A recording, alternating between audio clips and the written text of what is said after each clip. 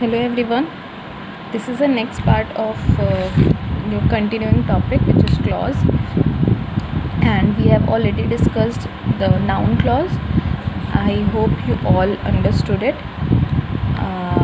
Next is adjective clause and then adverb clause. तो adverb clause में I will provide you the notes only because उसमें कुछ समझाने के लिए नहीं है, वो हमें तब समझ में आएगा जब हम कंजंक्शन पढ़ेंगे, तो उसका मैं केवल नोट्स प्रोवाइड करूँगी और फिर उसके बाद से ये टॉपिक ख़त्म हो जाएगा.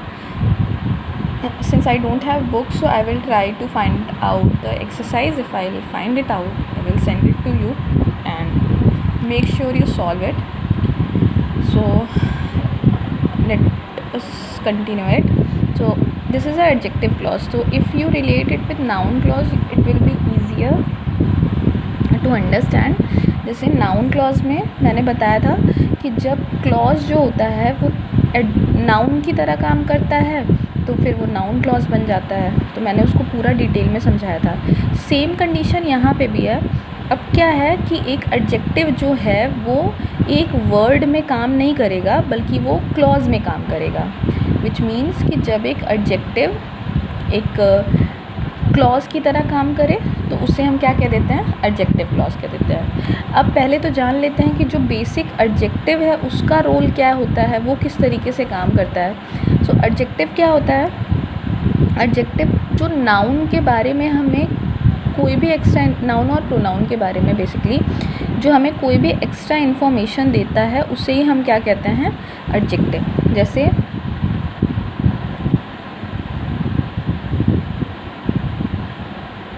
Honest, he is an honest man. ठीक, तो यहाँ पे इसके बारे में हमें क्या पता चल रहा है कि वो कैसा है, ऑनेस्ट है. तो किसी भी नाउन और प्रोनाउन के बारे में जब हमें कुछ एक्स्ट्रा इन्फॉर्मेशन मिलती है तो उसे ही हम एडजेक्टिव कहते हैं. एडजेक्टिव जो होता है वो किसके पहले यूज़ होता है, नाउन के पहले यूज़ होता है. जैसे मैन यहाँ पे नाउन है तो मैन के पहले यूज़ हो रहा है तो ये हमारा क्या हो गया, एडजेक्टिव हो गया. तो ये एक वर्ड में एडजेक्टिव था. अब क्या होगा नाउन क्लॉज में कि एक क्लॉज होगा जो कि नाउन के बारे में कुछ चीज़ों को डिफ़ाइन करेगा. तो जब वो क्लॉज किसी चीज़ को, नाउन के बारे में हमें कुछ एक्स्ट्रा इन्फॉर्मेशन देगा तो उसे ही हम एडजेक्टिव क्लॉज बोलेंगे. अब नाउन क्लॉज के साथ यहाँ पे सिमिलैरिटीज़ क्या हैं और डिफरेंस क्या है इसको समझना है. जैसे यही सेम कंजंक्शंस मैंने लिखवाए थे नाउन क्लॉज में, लेकिन मैंने बताया था कि नाउन क्लॉज में उन कंजंक्शंस की मीनिंग क से शुरू होती है. जैसे दैट की मीनिंग की थी, व्हाट की मीनिंग की क्या था. लेकिन अब यहाँ पे क्या है, ये कम्प्लीटली चेंज हो गया है और यहाँ पे अब उन्हीं सारे कंजंक्शंस की जो मीनिंग है वो ज से शुरू होती है. तो ये ध्यान रखना है कि अगर नाउन क्लॉज होगा तो उसी कंजंक्शन की मीनिंग क से शुरू होगी और अगर एडजेक्टिव क्लॉज होगा तो मीनिंग ज से शुरू होगी. नेक्स्ट चीज़ें तो हमें देखनी है इसका मीनिंग. से दैट, जो, वॉट का मतलब भी जो, लेकिन ये किसके लिए यूज़ होता है, लिविंग और नॉन लिविंग दोनों के लिए. व्हेन कब होता है, वैसे मीनिंग अब जब हो जाएगा. हु का मीनिंग यहाँ पे कौन होता है, लेकिन यहाँ पे जो हो जाएगा जो कि लिविंग के लिए काम करेगा. हुम का मतलब जिसको हो जाएगा, वैसे हुम का मतलब किसको होता है लेकिन यहाँ पे जिसको हो जाएगा और ये लिविंग के लिए काम करेगा. विच जो रहेगा लेकिन ये नॉन लिविंग के लिए काम करेगा. हाउ का मतलब जैसे हो जाएगा, कैसे की जगह. वेयर का मतलब कहाँ होता है लेकिन यहाँ जहाँ हो जाएगा. एंड इसी तरीके से हुज जो है वो भी लिविंग के लिए काम करेगा जिसका मीनिंग हो जाएगा. तो इतना है. एक डिफरेंस ये हो गया नाउन क्लॉज और एडजेक्टिव क्लॉज में कि नाउन क्लॉज का जो कंजंक्शन होगा, जो WH टाइप वर्ड और दैट जो कंजंक्शन होगा वो क से शुरू होगा, जबकि एडजेक्टिव क्लॉज में वही कंजंक्शंस का जो मीनिंग होगा वो ज से शुरू होगा. First thing.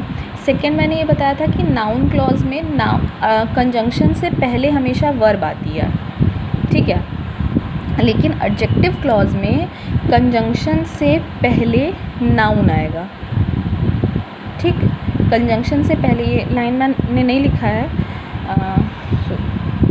आप लोग ऐड कर लेना कि यहाँ पे क्या होगा, एडजेक्टिव क्लॉज में नाउन के पहले यहाँ पे हमारे पास कंजंक्शन के पहले क्या आएगा, नाउन आएगा अगर वो एडजेक्टिव क्लॉज है तो. क्योंकि नाउन क्लॉज में हमारे पास क्या था कि नाउन जो पूरा का पूरा क्लॉज था वो सब्जेक्ट की तरह काम करा था. तो एक जो पूरा सेंटेंस होता है उसका बेसिक स्ट्रक्चर क्या होता है, subject plus verb plus object. तो यहाँ पे नाउन क्लॉज में क्या था कि जो ऑब्जेक्ट था वो नाउन क्लॉज था, वो नाउन की तरह काम कर रहा था, तो ऑब्जेक्ट के पहले हमेशा वर्ब आता है, इसीलिए नाउन क्लॉज के पहले क्या आ रहा था, वर्ब आ रहा था। अब एडजेक्टिव में क्या है, जैसे यहाँ पे भी है, देखो एडजेक्टिव है तो नाउन को ही डिफ़ाइन करता है वो एडजेक्टिव, तो इसीलिए एडजेक्टिव क्लॉज में क्या होगा कि जो भी कंजंक्शन होगा उसके पहले नाउन आएगा। ठीक, जैसे एग्जांपल से क्लियरली समझ में आएगा कि इसका मीनिंग कैसे निकल रहा है। जैसे फर्स्ट सेंटेंस है, the man who is in the park is my colleague. अब पहली चीज़ तो ये देखना है कि इसमें दो क्लॉज कौन सा है, बिकॉज ये थोड़ा सा कॉमा लगा हुआ है तो सेंटेंस डिवाइडेड है। सो एक तो ये हो गया, यहाँ पे हमें इज़ वर्ब दिखाई दे रही है और एक यहाँ पे हमें इज़ वर्ब दिखाई दे रही है। अब ये समझना है कि कौन सी वर्ब जो है वो किस सब्जेक्ट के लिए यूज़ हो रही है। जैसे अगर हम इसको अलग अलग करें तो ये कैसे होगा, the man is my colleague, एक तो ये क्लॉज हो जाएगा the man is my colleague, और दूसरा क्या हो जाएगा, who is in the park. ठीक, तो जो वो आदमी,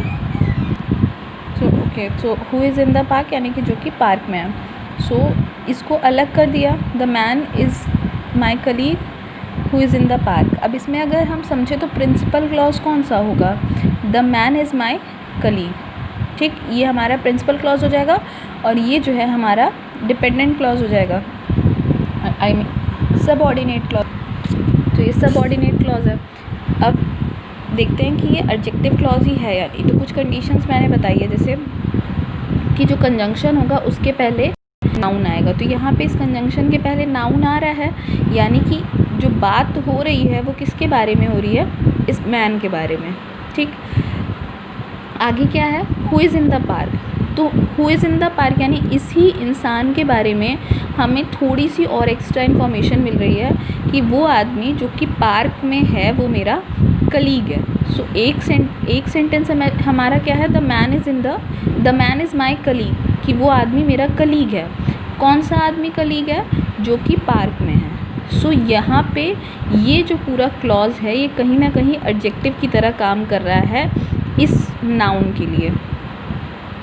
अब ये चेक कर लेते हैं कि इसका मीनिंग ज से आ रहा है, तो हाँ अगर पढ़ो तो ज से मीनिंग आएगा, the man who is in the park, यानी वो आदमी जो पार्क में है।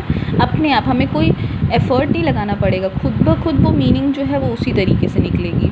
वो आदमी जो पार्क में है वो मेरा कलीग है। कलीग का मतलब जो सहकर्मी होता है, जो साथ में काम करते हैं, उनको कलीग कहते हैं। दूसरे एग्जाम्पल में देखते हैं, I can remember the time when cell phone did not exist. पहले एक क्लॉज देख लेते हैं कि कितने क्लॉज हैं। तो दो क्लॉज हैं, एक सब्जेक्ट यहाँ है, उसकी वर्ब यहाँ है, और दूसरा वर्ब यहाँ पे दिखाई दे रही है जिसका सब्जेक्ट ये है।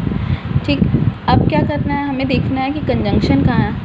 कंजंक्शन हमारे यहाँ पे व्हेन, और व्हेन के पहले क्या आ रहा है, टाइम आ रहा है। टाइम कोई वर्ब तो है नहीं, टाइम तो नाउन है, तो ये टाइम के बारे में हमें पता चल रहा है। अब अगर हम ध्यान से देखें तो इसी टाइम के बारे में ही आगे का सेंटेंस या आगे का जो क्लॉज है वो कहा जा रहा है। क्या कह रहा है, I can remember the time, मैं उस समय को याद कर सकता हूँ, when cell phone did not exist. तो कौन से किस तरह के समय की बात हो रही है यहाँ पे, जब मोबाइल फ़ोन नहीं हुआ करते थे।